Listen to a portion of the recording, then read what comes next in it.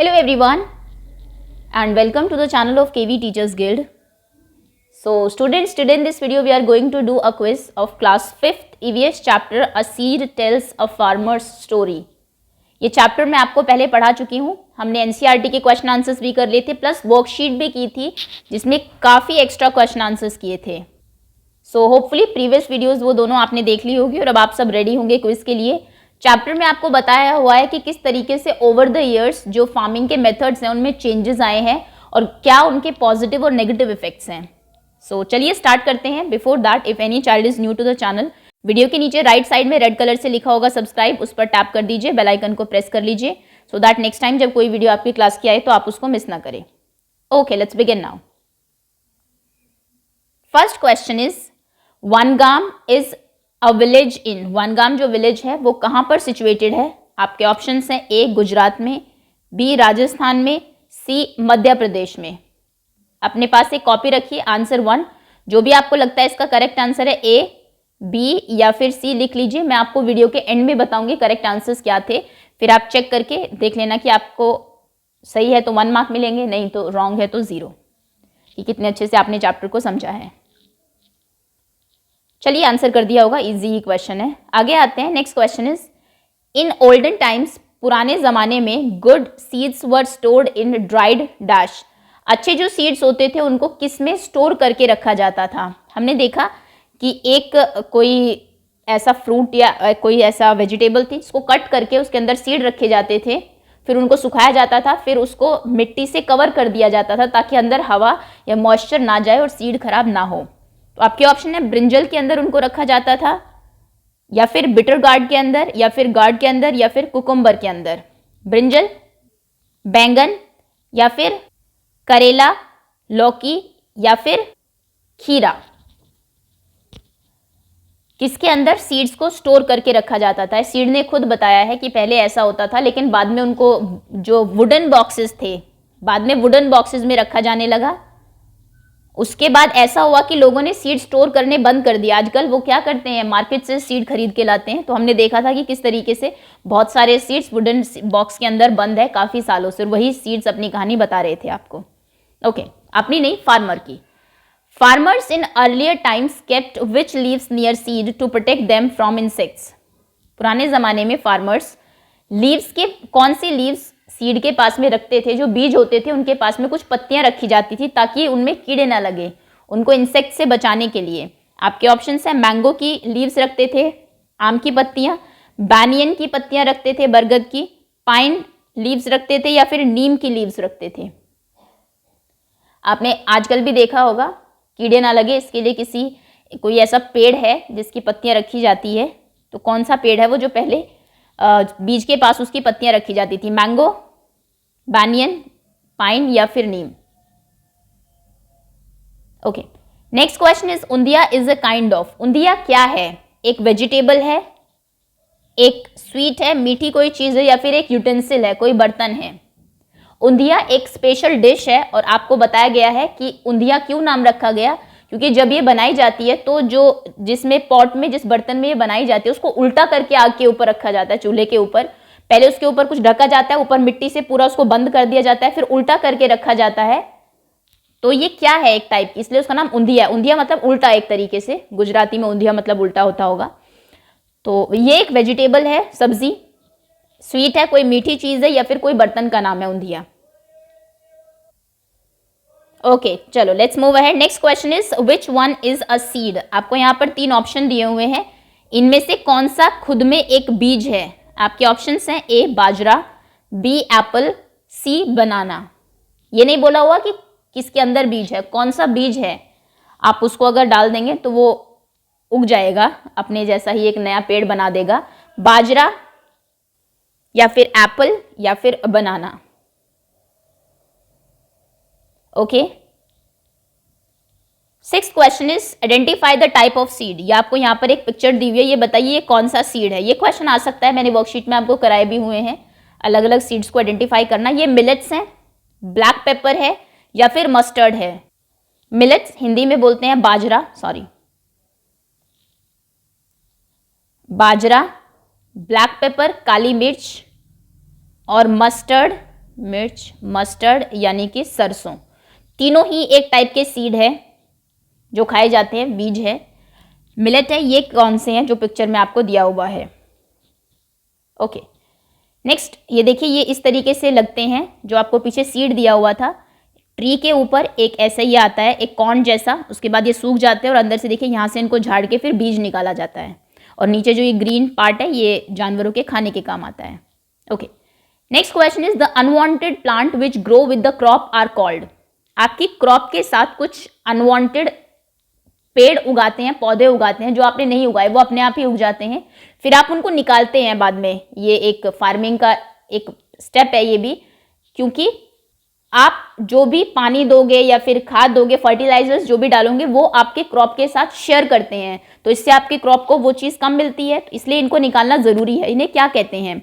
आपके ऑप्शंस हैं ए crop, B tools, सी weeds. Main crop के साथ जो अनवांटेड प्लांट्स उगते हैं उन्हें क्या कहा जाता है? क्रॉप, टूल्स या वीड्स?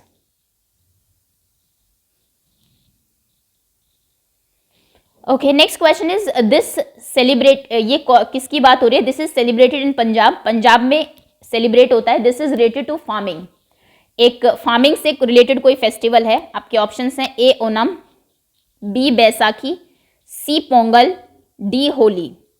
आप जानते हैं बहुत सारे हमारे, इनको हार्वेस्टिंग फेस्टिवल बोलते हैं एक्चुअली, क्योंकि अलग अलग स्टेट्स में आप जानते हैं मौसम अलग अलग है, अलग अलग टाइम पे फसलें जो है वो कट के घर आते हैं, तो लोग खुशी मनाने के लिए एक फेस्टिवल मनाते हैं, सब साथ में खाते हैं। एक जगह तो हमने देखा कि वहाँ पर खेत में ही खाना बनता है सबके लिए, नए जो चावल आए हैं उनसे, जो चैप्टर में आपने पढ़ा।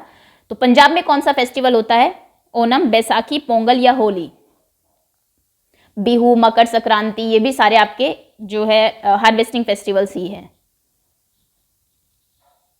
ये देखिए इस तरीके से खेतों में जब जो गेहूं है उसकी फसल पककर तैयार होती है, गोल्डन कलर की हो जाती है, तो ये सेलिब्रेट किया जाता है।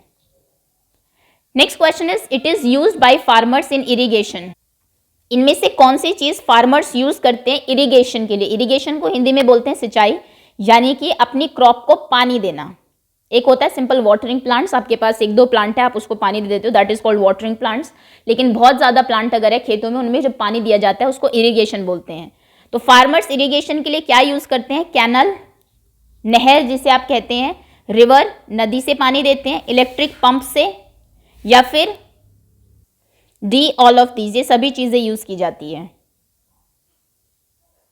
इरिगेशन के लिए, खेतों में पानी देने के लिए। इनमें से कौन सी चीज यूज की जाती है? कैनल, रिवर, इलेक्ट्रिक पंप या फिर all? Okay, next question is which of the following is farmers best friend.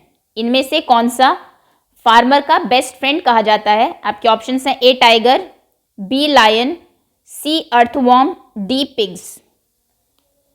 ये जो एनिमल इंसेक्ट है, ये जो जानवर है, ये खेतों में ही मिलते हैं और क्या करते हैं कि जो अर्थ है, जो धरती है, जो सॉइल है, उसमें उसको थोड़ा सा लूज कर देते हैं, उसके अंदर घर बनाते हैं, जिसकी वजह से जो हवा है वो अंदर तक पास होती है और सॉइल जो है वो अच्छी बनी रहती है, फर्टाइल हो जाती है। तो कौन है ये? क्या ये टाइगर है, लायन है, या फिर अर्थवॉर्म है? अर्थवॉर्म, केचुआ या फिर पिग?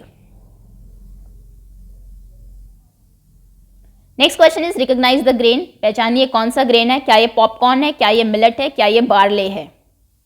पॉपकॉर्न, एक कॉर्न कह सकते हैं आप, पॉपकॉर्न तो एक तरीके से उसको वो कर, कॉर्न यानी कि मक्का है, या फिर मिलेट, या फिर बाजरा है, बार्ले या फिर बाजरा, या फिर जौ है।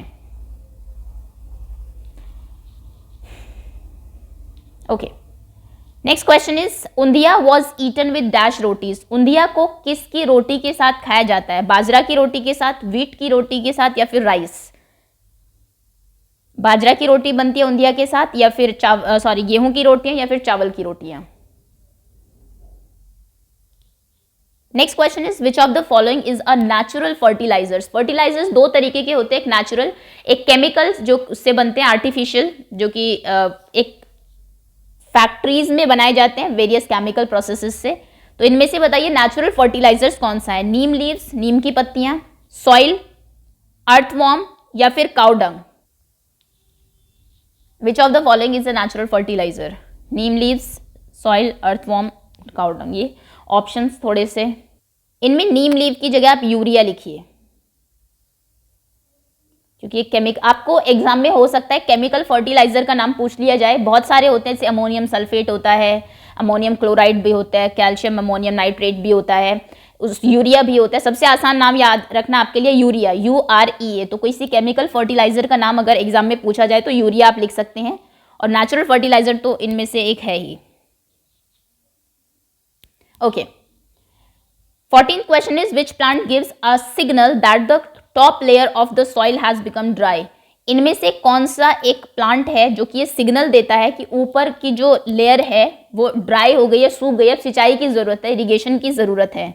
ये आपने लास्ट में एक स्टोरी में देखा होगा जहां पर एक आदमी ने ये जो प्लांट्स है उगाए हुए थे अपने खेत में, जब ये सूखने लगते हैं तो मतलब कि वो फिर अपने खेत में पानी दे देता है। तो वो कौन से प्लांट थे? पिचर प्लांट, क्रॉटन प्लांट, या फिर lavender plant. What is the name of the plant जो कि ये बताता है कि टॉप लेयर जो है वो अभी सूखने लगी है। Okay, next question is dash is spread on plant to protect them from pest. इनमें से कौन सा एक वो प्लांट है जो कि पेस्ट से प्लांट्स को बचाता है? पेस्ट यानी कि जो इंसेक्ट्स होते हैं उनसे। आपके ऑप्शंस हैं पेस्टिसाइड, फर्टिलाइजर्स, या फिर वाटर। पानी के छिड़कने से वो बचेंगे, फर्टिलाइजर छिड़कने से, पेस्ट से बचेंगे, या पेस्टिसाइड छिड़कने से। हिंदी में अगर नाम आपको जाने, इसको कहते हैं कीटनाशक। फर्टिलाइजर्स को उर्वरक कहते हैं, जो कि उसकी फर्टिलिटी बढ़ाता है सॉइल की। वाटर तो पानी आप जानते ही है। तो क्या छिड़कोगे अगर आप पेस्ट से बचाना चाह रहे हो अपनी क्रॉप को? चलिए, ये 15 क्वेश्चंस हैं आपके, जहां पर भी आपने आंसर्स लिखे हैं ओपन कर लीजिए। Now I am going to tell you all the answers.